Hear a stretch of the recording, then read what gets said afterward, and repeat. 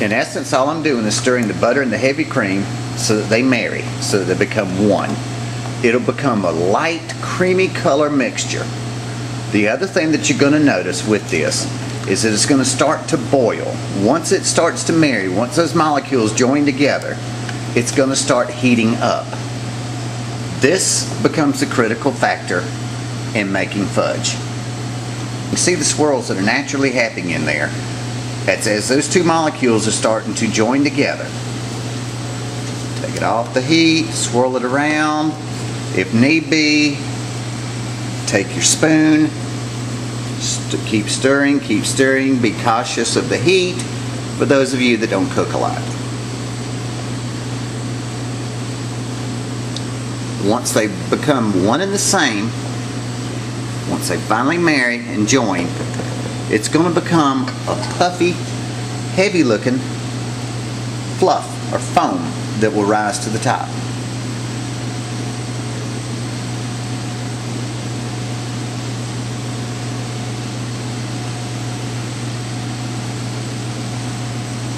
You can see it already starting to foam right now.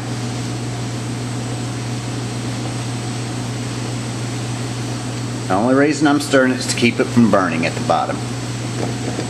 It's about ready to go, and it is starting to go now. It's starting to build up that foam.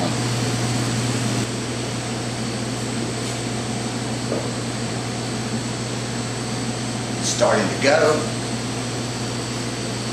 Remember, the first time that I added something to it, it reduced the heat. I'm fixing to add something else again that's going to reduce the heat. I'm adding the brown sugar.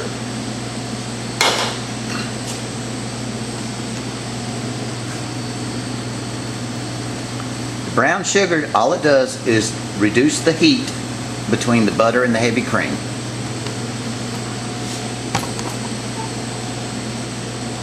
All I'm doing now is just mixing it up.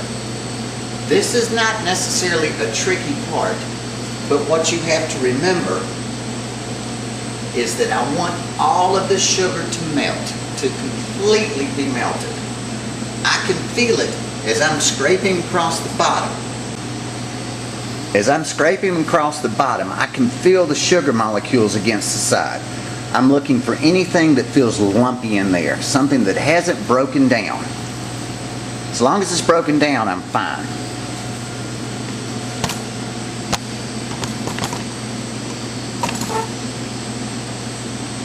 And all I do is continue to stir.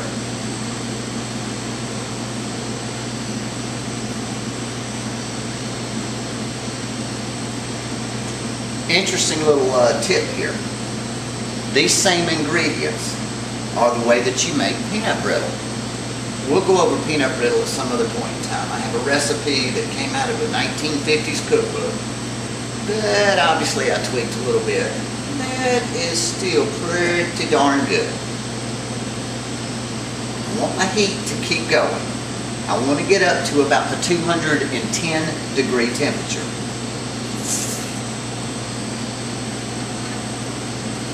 This is where most chefs carry a thermometer with them.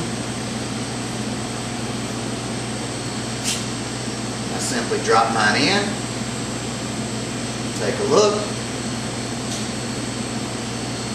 figure out how close I am, and I'm at about 160 degrees. Keep stirring, making sure that every little grain of sugar gets dissolved within the heat. And now I'm looking for the second thing that makes the fudge that much better.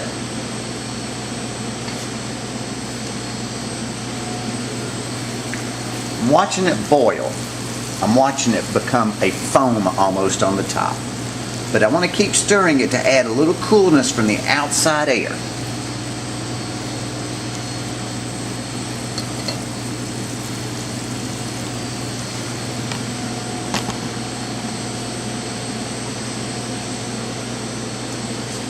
The mixture, the froth that you see on the top, the whole thing's going to become frothy. That happens at about 210 degrees.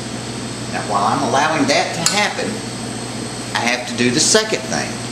I've got to make sure what type of fudge that I'm going to create. In this particular example, I'm going to be creating peanut butter fudge. So I take my peanut butter morsels, drop them over into here,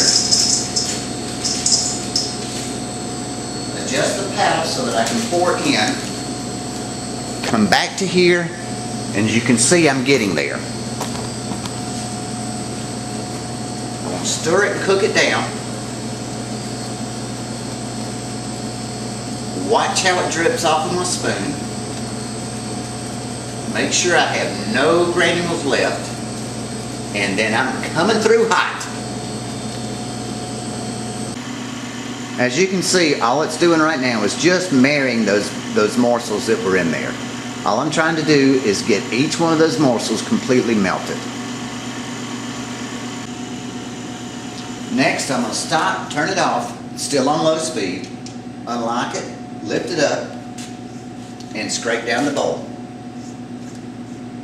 Only reason that you're doing this is that a lot of it, because it's the stuff at the edge is starting to cool off and it's already starting to try and set up, but we don't want it to set up yet.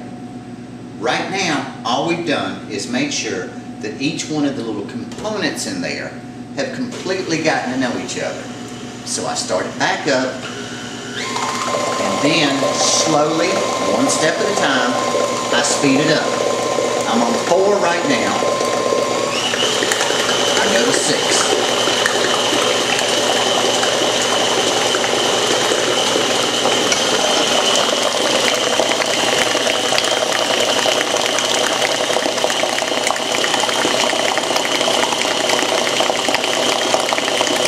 You can see what's happening, but can you guess what's happening?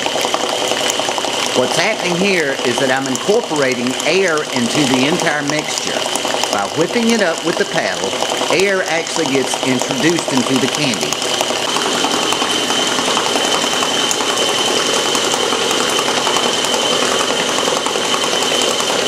Now I allow it to continue to run just like this, so that I've got a mixture of air, peanut butter, brown sugar, heavy cream, and butter all in there. That's what makes my candy so much lighter and fluffier. All right, let's take a look at what we've got.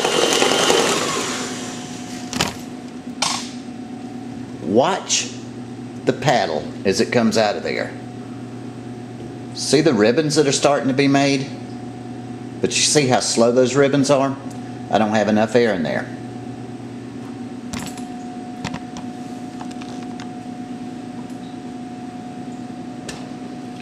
I'm going to redo, but this time I'm going to go a little bit slower, because now I want to circulate the air that's in there so that it becomes part of this little morsel that we're making. Stop and wipe down the sides, and I'm almost there. And I'm almost there because I can see, and I will show you in just a minute, how the morsels and the air have incorporated themselves.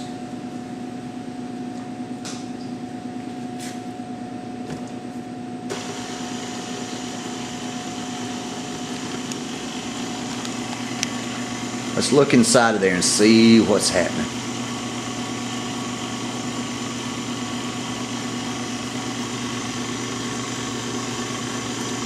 Now as we stop it, I want you to watch the ribbons that naturally occur.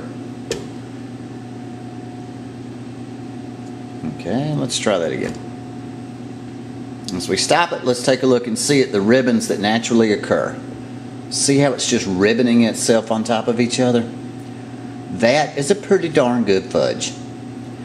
But we always have to take it one step better, don't we? Close the lid back down.